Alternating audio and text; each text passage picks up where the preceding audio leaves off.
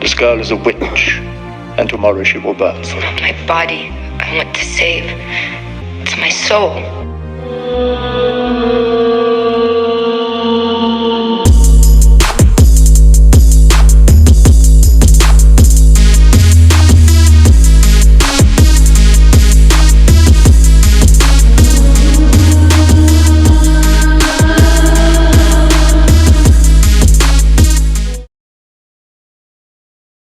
Walaupun Jeanne d'Arc telah berhasil menjalankan misinya berjuang dan menghadirkan mahkota di kepala Raja Prancis, beberapa pihak kalangan istana termasuk Raja Charles ke-7 de France masih menyimpan keraguan pada Jeanne d'Arc. Seorang penasehat raja bahkan memperingatkan bahwa Jeanne menjadi terlalu kuat. Isu kepercayaan ini kemudian menimbulkan masalah tersendiri bagi Jeanne. Jeanne d'Arc bahkan dibekali jumlah pasukan yang sedikit dalam beberapa pertempuran yang harus dihadapinya. Tahun 1930, Raja Charles ke-7 de France menugaskan Jeanne untuk bergabung dalam sebuah serangan ke para Burgundy di Compiègne. Saat melewati gerbang kota dengan kudanya, Jeanne tak sengaja terjatuh, sementara kuda yang ditungganginya berlari kencang mengikuti pasukan yang tersisa. Jeanne yang terjatuh ditinggal begitu saja oleh pasukannya. Pasukan Burgundy kemudian menyeret Jeanne dan menawannya di Kastil Bouvray yang diduduki Inggris. Bangsa Burgundy mencoba menarik keuntungan dari penawanan Jeanne d'Arc. Burgundy hendak menyingkirkan Jeanne untuk menghina kepemimpinan Charles yang berutang tahta kepada Jeanne. Sementara Raja Charles ke-7 de France yang telah duduk manis di kursi singgasananya tak berbuat apapun terhadap penangkapan Jeanne kala itu. Raja Charles ke-7 de France bahkan menolak tawaran menukar Jeanne dengan uang tebusan agar tidak disangkut pautkan dengan tuduhan sihir yang dialamatkan kepada Jeanne. Jeanne seperti ditinggalkan sendirian setelah apa yang dilakukan untuk merebut dan mengembalikan tahta Prancis ke tangan Raja Charles ke-7 de France. Pihak Inggris kemudian menukar Jeanne dari bangsa Burgundian seharga 10.000 franc. Pihak Inggris di satu sisi tidak mungkin menghukum seorang wanita yang mengaku sebagai pelayan Tuhan, tetapi di sisi lain membiarkan Jeanne untuk tetap hidup juga akan beresiko. Pihak Inggris tidak bisa membiarkan Jeanne bebas, karena bila Jeanne dibebaskan, secara tidak langsung Inggris berarti mengakui apa yang diyakini Jeanne, termasuk mengakui bahwa Prancis harus dipegang oleh Raja Charles ke-7 de France, sesuai dengan petunjuk Tuhan yang diberikan lewat Jeanne. Pihak Inggris akhirnya menyerahkan Jeanne ke pihak gereja untuk diadili sebagai bidat atau orang-orang yang dianggap melakukan ajaran sesat. Di dalam pengawasan gereja, alih-alih Jeanne ditempatkan di dalam pengawasan biarawati, Jeanne malah ditempatkan di penjara sipil yang dijaga penjaga pria. Jeanne pun didakwa atas 70 tuduhan, termasuk ilmu sihir dan aliran sesat. Semua tuduhan kepada Jeanne sejatinya lebih kental muatan politisnya. Semua tuduhan yang dialamatkan kepada Jeanne, salah satunya dalam upaya menutupi rasa malu pasukan Burgundy atas kekalahan yang diterimanya di medan pertempuran saat dikalahkan oleh pasukan Jeanne, seorang gadis desa yang tidak memiliki keahlian perang sedikit pun. Walau sidang tidak bisa memberikan bukti-bukti dan menghadirkan saksi-saksi yang menguatkan tuduhan kepada Jeanne, pengadilan menolak untuk memberikan pendampingan hukum bagi Jeanne. Para Burgundy secara kasat mata menghadirkan persidangan yang tidak adil. Mereka juga mengancam akan membunuh siapapun yang menghalangi jalannya sidang, termasuk para pendukung Jeanne dan wakil penyelidik dari wilayah Prancis sebagian utara. Jeanne tidak hanya dituduh atas ilmu sihir, tapi juga cara berpakaiannya seperti laki-laki. Para Burgundy berusaha keras untuk mencari celah agar bisa menjatuhi hukuman berat untuk Jeanne. Jeanne pun mendapat banyak interogasi yang tidak hanya mengenai pandangan keagamaannya dan juga penglihatan-penglihatan yang diakui sebagai petunjuk Tuhan, tetapi juga pertanyaan mengenai pilihannya berbusana layaknya seorang lelaki. Dalam pembelaannya, Jeanne mengungkapkan bahwa mengenakan busana pria dirasanya akan lebih nyaman dan aman untuknya, khususnya saat dia berada di lingkungan yang didominasi para kaum pria. Jeanne juga mengungkapkan bagaimana dia kerap mendapat ancaman pelecehan seksual saat dia mengenakan busana feminin. Who claim to be my judges? You be careful, for you too one day will be judged.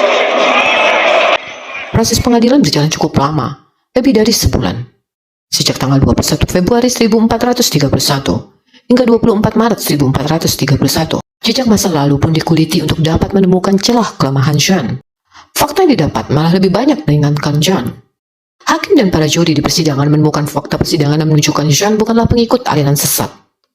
Ketaatan dan aktivitasnya di gereja saat di Domremy mematahkan satu persatu tuduhan palsu yang ditujukan. Bahkan melalui serangkaian tes, pengadilan berusaha membuktikan Jeanne bukanlah gadis yang masih perawan. Dan lagi-lagi pengadilan harus kecewa. Walaupun begitu, Jeanne harus dihukum berat, apapun resikonya. Jeanne dipaksa untuk menandatangani pernyataan untuk mengakui bahwa semua yang selama ini diakui sebagai petunjuk Tuhan, bisikan Tuhan, atau perintah Tuhan, hanyalah ilusi dan karangannya semata. Jeanne harus menandatangani pernyataan bahwa dia telah melakukan kebohongan publik. Jean juga harus menyatakan dirinya untuk setuju merubah cara pakaiannya. Pengadilan menjanjikan akan meringankan hukuman mati Jean menjadi hukuman penjara seumur hidup jika dia bersedia menandatangani surat pernyataan tersebut. Proses interogasi yang panjang dan melelahkan, dan rasa ketakutan Jean menghadapi ancaman pelecehan seksual para penjaga selama di dalam kurungan disinyalir menjadi pemicu Jean untuk akhirnya setuju menandatangani surat pernyataan. Jean pun kembali dimasukkan ke dalam sel kurungan. Beberapa hari di dalam kurungan, Jean kembali meminta busana yang dia biasa kenakan.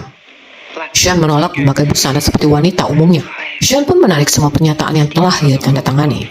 Jean pun kembali mempertegas bahwa apa yang selama ini dia lihat, dia dengar, dan dia yakini sebagai petunjuk Tuhan memang nyata dia alami. Tidak ada kebohongan.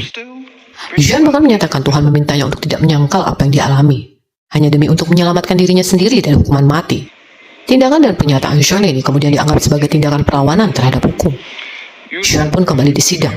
Seperti persidangan sebelumnya, persidangan Jean kali ini pun bukanlah peradilan yang mempertimbangkan keadilan hukum.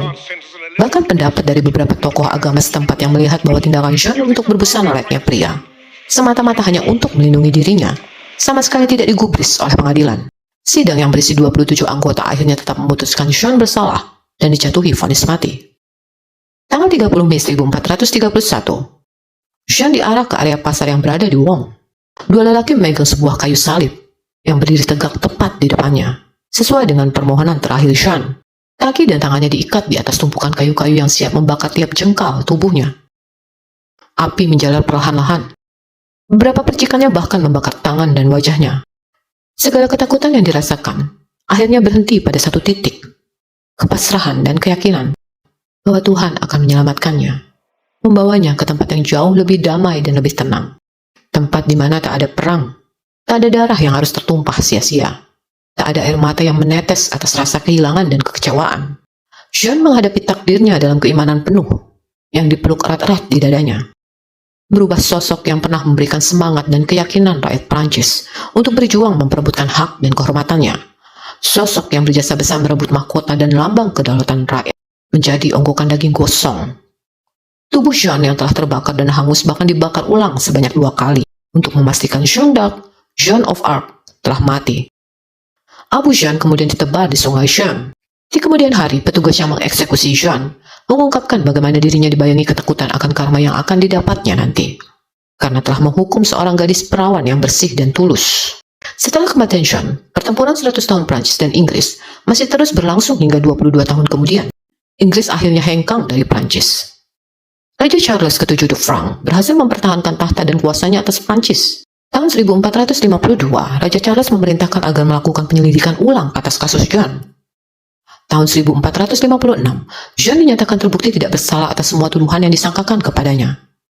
Raja Charles ke-7 de France kemudian merehabilitasi nama Jean. Jean kemudian dinobatkan sebagai martir Prancis, kesatria dan pahlawan Prancis. Kematian Joan of Arc yang tragis kemudian menjadi kisah yang dikenal di seluruh wilayah hingga keluar Eropa. Dia bahkan memberikan inspirasi bagi banyak seniman dunia.